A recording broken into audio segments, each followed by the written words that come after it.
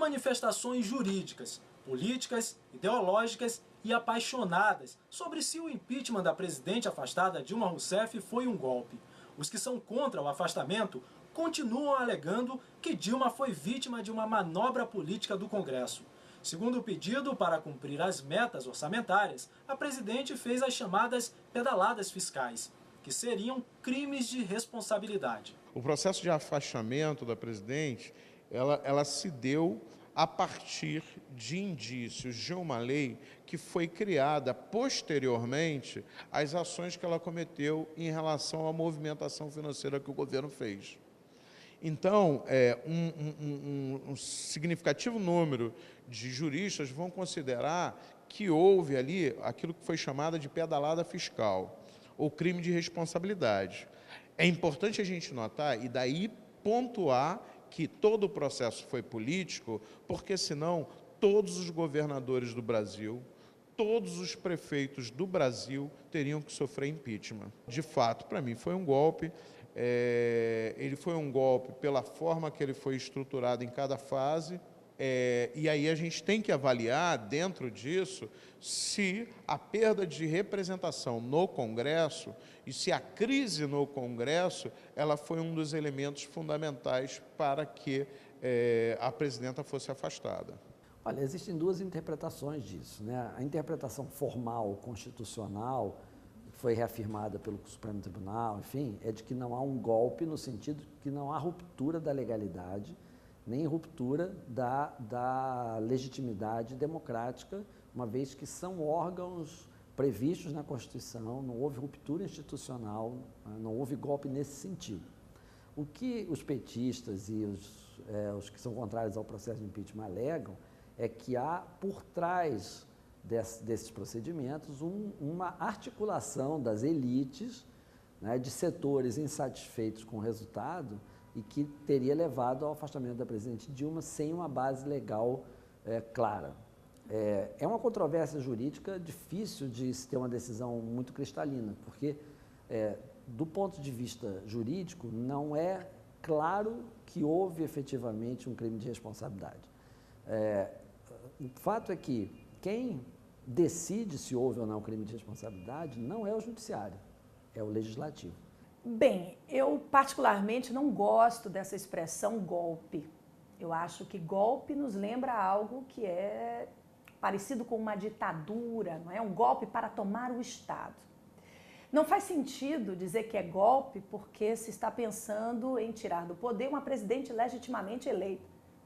O impeachment serve justamente para apurar a responsabilidade de presidente que foi legitimamente eleito. Imaginem um impeachment durante a ditadura, quando não há liberdade nenhuma, nem para o Congresso funcionar, nem para as pessoas irem às ruas. Então, eu acho até uma incongruência dizer que há golpe dentro de um processo de crime de responsabilidade regulado pela Constituição e pela Lei 1079 de 50. É importante a gente deixar claro que a questão da alegação de golpe é uma alegação típica de defesa. Está dentro do espectro do direito de defesa. Né? Desde que você acusa uma pessoa da prática de um crime, ela tem o direito de formular, na verdade, a sua estratégia de defesa. Mas o processo de impeachment, como todo mundo vem falando, vem sustentando, ele é um processo previsto na Constituição brasileira. O nosso regime é presidencialista, os regimes presidencialistas costumam prever saídas quando há crises, quando há impasses de governabilidade, como é o que a gente está vivendo agora. O processo de impeachment é uma previsão como essa. A Constituição não exige que esteja caracterizado juridicamente, com todas as provas, um crime de responsabilidade. Basta que o Congresso, analisando os fatos, entenda que houve crime de responsabilidade.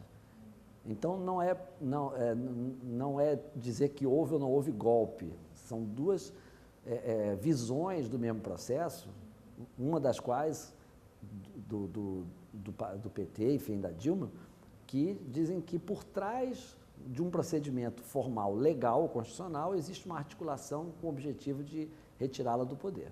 O governo precisa, muitas vezes, de empréstimos de bancos públicos, como o BNDES, a Caixa Econômica, o Banco do Brasil, para, em períodos difíceis da economia, conseguir cumprir os seus projetos sociais.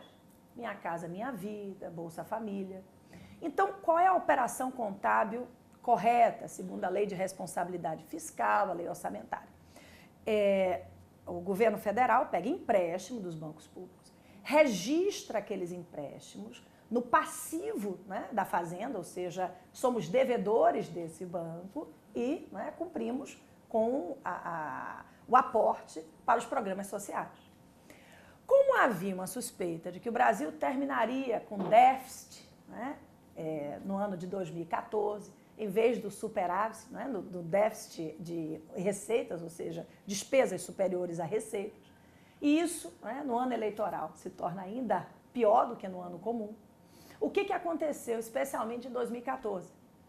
Em vez de pegar os empréstimos e registrar na contabilidade pública, os empréstimos, eles foram, na verdade, aportados diretamente do banco para os programas sociais, não entrando na parte contábil de despesas do governo.